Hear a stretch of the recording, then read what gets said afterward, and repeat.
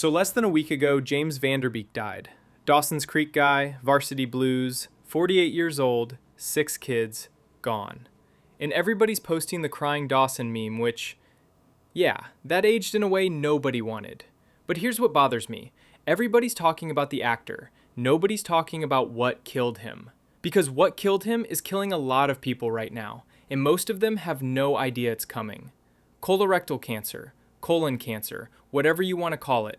And I know, the second I say colon, half of you are already clicking away because you think this is a video for your dad, or your grandpa. It's not. 3 weeks ago, the American Cancer Society published a study that basically set the medical world on fire. Colorectal cancer is now the #1 cancer killer of people under 50 in the United States. Not just men, everyone under 50. #1. Not lung cancer, not brain cancer, not leukemia. Colon cancer. And it got there 7 years faster than anyone predicted. So if you're sitting there thinking, I'm 28, I'm 34, I'm 42, this doesn't apply to me, you're exactly the person this video is for. Because that's the same thing every single young person who got diagnosed said right before they found out. Stay with me. This might be the most important video you never wanted to watch. Let me walk you through what's actually happening, because the numbers are genuinely disturbing. In 1990, if you were under 50, colorectal cancer was the 5th leading cause of cancer death. 5th. It was behind lung, breast, brain, leukemia. It was barely on the radar for younger people. By 2023, it climbed to 1st. It passed every single one of them. And it didn't do it by staying flat while the others dropped. No, colorectal cancer deaths in people under 50 have been climbing by about 1% every single year since 2005. While everything else was going down, this one was going up. Think about that for a second. We've gotten dramatically better at treating lung cancer. Leukemia survival rates have improved massively. Breast cancer treatment has transformed. The overall cancer death rate for people under 50 dropped by 44% since 1990. 44%. That's incredible progress. And in the middle of all that winning, one cancer went the other direction. Quietly, steadily, without most people even noticing. Here's the stat that should make every man under 50 uncomfortable. Right now, roughly 158,000 Americans will be diagnosed with colorectal cancer this year. About 55,000 will die from it. And the fastest growing group? It's not 70-year-olds. It's people in their 20s, 30s, and 40s. The rate of increase is actually steepest in the youngest adults. People in their 20s are seeing faster growth in colorectal cancer rates than people in their 40s. That's backwards from everything we thought we knew about this disease. And here's the part that really keeps researchers up at night. They don't fully understand why. Okay, so this is where it gets complicated because there isn't one clean answer, but there are some very strong theories and they all point to the same basic conclusion. Something about modern life is destroying our guts. Theory 1, ultra-processed food. You know what ultra-processed food is? It's not just junk food. It's most of what Americans eat.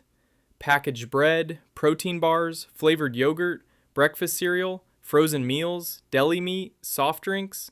If it has an ingredient list that reads like a chemistry exam, it's ultra-processed. A study out of Mass General Brigham found that women under 50 who ate the most ultra-processed food had a significantly higher risk of developing precancerous colon polyps. These are the growths that turn into cancer. And the connection wasn't subtle. The more processed food they ate, the more polyps showed up.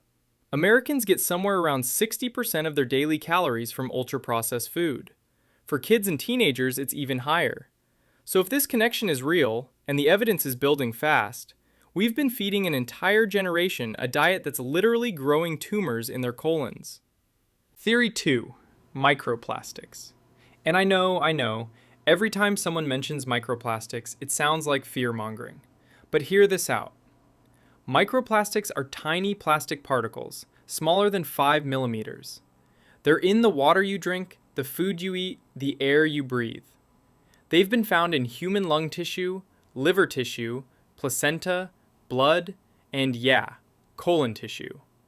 A 2025 study found plastic particles in more than half of colon tissue samples they examined.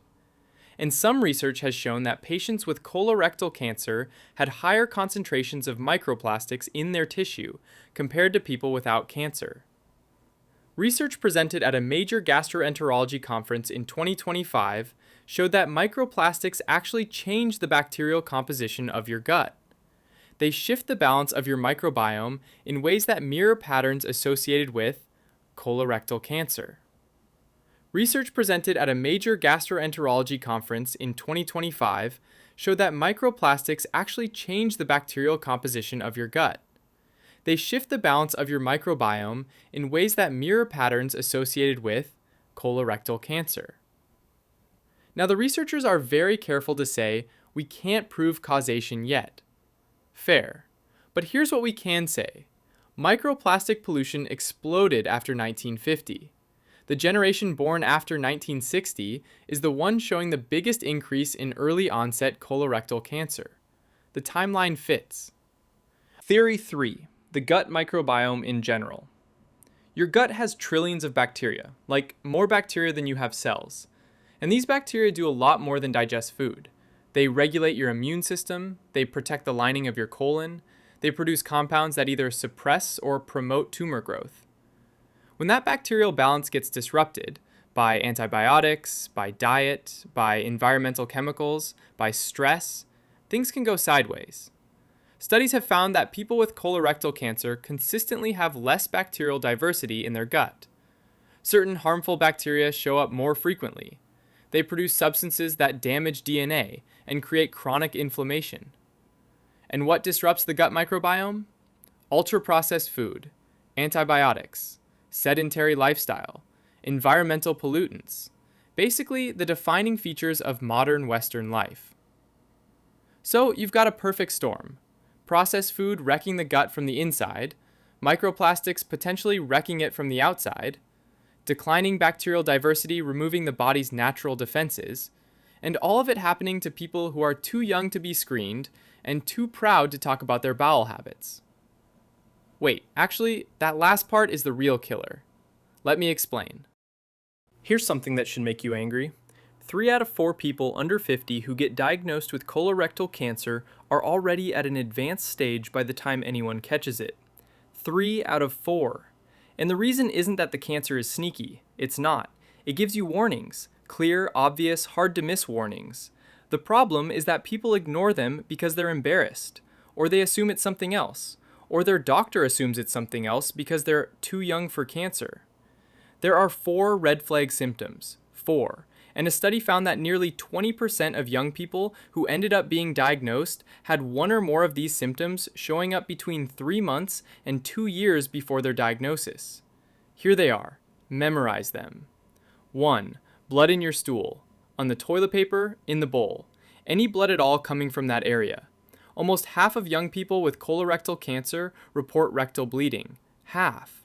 And most of them assumed it was hemorrhoids for months before they said anything. 2. Abdominal pain that won't go away. Not one bad day after eating garbage. Persistent, recurring pain in your abdomen that keeps coming back for weeks or months. 3. Changes in your bowel habits that last more than 2 weeks. New diarrhea, new constipation, stools that are suddenly narrow or thin or ribbon-like. Your body is telling you something changed. 4. Iron deficiency anemia. You're tired, run down. Your doctor does blood work and your iron is low. In a young man, that should trigger a conversation about where the iron is going, because if it's not in your blood, it might be leaking into your colon. Now here's where the embarrassment tax comes in. The median delay between first symptom and diagnosis, 9 months. Almost a year of bleeding or pain or weird bowel changes before someone actually gets checked. And I get it. Nobody wants to talk about their butt. Nobody wants to explain to their doctor that their poop looks different. It's awkward. It's uncomfortable. It feels ridiculous to make an appointment for something that's probably nothing. But here's the math. Colorectal cancer caught at a localized stage before it spreads, 90% 5-year survival rate. 90. Caught at a distant stage after it spread to other organs, 14%. So that embarrassment, that reluctance, that it's probably just hemorrhoids voice in your head, that's not protecting your dignity. That's killing people. That 9-month delay is often the difference between a straightforward surgery and a death sentence. Okay, so now you're thinking, fine, I'll get screened. Good, but here's where it gets frustrating. The current recommendation is to start screening at age 45 if you're average risk. That used to be 50. They lowered it in 2021 because of everything we've been talking about. But even 45 is too late for a growing number of people getting diagnosed in their 20s and 30s. If you're under 45 and you don't have symptoms, you're probably not going to get screened. Insurance may not cover it. Your doctor may not bring it up. You're on your own. But if you're 45 or older, you've got options, and some of them you can do without ever leaving your house. Option 1, colonoscopy. This is the gold standard. A doctor uses a camera to look at your entire colon. They can see polyps, remove them on the spot, and potentially prevent cancer from ever developing. You do this every 10 years if everything looks clean. Yes, the prep is miserable. You drink a gallon of laxative solution and spend the night in the bathroom. The procedure itself? You're sedated. You don't feel a thing. Most people don't even remember it. Takes about 30 to 45 minutes and you go home the same day. Option 2, at-home stool tests. There's the FIT test, which looks for hidden blood in your stool. You do it at home, mail it in, get results back. Takes 5 minutes. You do this every year. There's also Cologuard, which checks for both blood and abnormal DNA in your stool. You do the whole thing at home, ship the sample to a lab, repeat every 1 to 3 years. Now here's the catch with stool tests. They're good at finding cancer, but if they come back positive, you still need a colonoscopy. And they're not as good at finding polyps before they become cancer. The colonoscopy is the only test that both finds and removes the problem. But any test is better than no test. If the idea of a colonoscopy is what's stopping you, do a FIT test, do Cologuard, do something. Because right now, roughly 1 in 3 adults between 50 and 75 who should be getting screened are not. That's millions of people just rolling the dice. And for anyone under 45, pay attention to your body. You don't have routine screening on your side. Your symptoms are your early warning system. Don't waste them. Alright, so this is the survival protocol part. Because I'm not here to just scare you, I'm here to give you something you can actually use. Step 1. Know the 4 warning signs. We already covered them. Blood in stool, persistent abdominal pain, bowel changes lasting more than 2 weeks, unexplained iron deficiency or fatigue. If any of these show up and don't resolve, get to a doctor. Not next month, now. Step 2. Know your family history. If a parent, sibling, or child had colorectal cancer or advanced polyps, your risk goes way up. Same if there's a history of Lynch syndrome or familial adenomatous polyposis in your family. These genetic conditions can push your lifetime risk to 80% or higher. If any of that applies to you, you should be talking to your doctor about screening before 45, potentially years before 45. Step 3. Audit your diet. And I'm not going to tell you to eat clean and meditate. I'm going to give you the specific things the research actually points to. Reduce ultra-processed food. You don't have to eliminate it, just shift the ratio. If 60% of your calories come from packaged, processed food, bring that down. Cook more actual food. Vegetables, whole grains, legumes, fruit. The fiber matters. Fiber feeds the good bacteria in your gut. Those bacteria protect your colon lining. It's a direct mechanical relationship. Cut back on red meat and processed meat. This isn't New Age wellness talk. The World Health Organization classified processed meat as a Group 1 carcinogen, same category as smoking and asbestos. That doesn't mean eating a hot dog is as dangerous as smoking a pack of cigarettes, but it means the evidence that processed meat contributes to colorectal cancer is considered conclusive. Move your body. Sedentary behavior, especially prolonged sitting during adolescence and young adulthood, is strongly linked to early onset colorectal cancer. You don't need to become a CrossFit bro. Walk, move. Just don't sit for 8 hours straight every single day without breaking it up. Limit alcohol. Alcohol is another established risk factor for colorectal cancer. Not just heavy drinking, even moderate drinking increases risk. And honestly, try to reduce your microplastic exposure where you can. Filter your water. Don't microwave food in plastic containers. Don't drink from water bottles that have been sitting in a hot car. Use glass or stainless steel when you can. Is it going to eliminate your exposure? No. Microplastics are literally everywhere. But reducing the load your body has to deal with isn't nothing. Step 4. Get screened when it's time. If you're 45 or older, there is no excuse. Pick a test. Any test. Schedule it. Do it. If you're younger and you have symptoms, don't let anyone dismiss you because of your age. Doctors are getting better at recognizing early onset colorectal cancer, but there are still too many stories of 30-year-olds being told their rectal bleeding is just hemorrhoids without further investigation. You have to advocate for yourself. If your doctor brushes you off and your symptoms persist, push back. Ask for the colonoscopy. Ask for the referral. Be annoying about it. Being annoying is better than being dead. Let me step back for a second because I think this is important. This video isn't about scaring you into thinking you have cancer. The overwhelming majority of young people will never develop colorectal cancer. The absolute numbers are still small compared to the total population. Most stomach aches are just stomach aches. Most blood on toilet paper is actually hemorrhoids. But here's why this matters anyway. When a cancer goes from 5th to 1st in a single generation, something systemic is happening. Something about the way we live, the way we eat, the things we're exposed to every day, something is fundamentally different from the world our parents grew up in. And the medical community is racing to figure it out. They're studying the microbiome, the food supply, environmental chemicals, genetics, antibiotic overuse, sedentary lifestyles, but they're honest about the fact that they don't have the complete picture yet. What they do know is this: catching it early saves lives. The gap between localized and advanced stage survival is enormous. And the single biggest factor in catching it early is people paying attention to their own bodies and not being too embarrassed or too busy or too convinced it couldn't happen to them. Beek was diagnosed in 2023. He kept it private for over a year. By the time the public knew, he was already deep into treatment. He was auctioning off memorabilia to pay medical bills. He competed on The Masked Singer.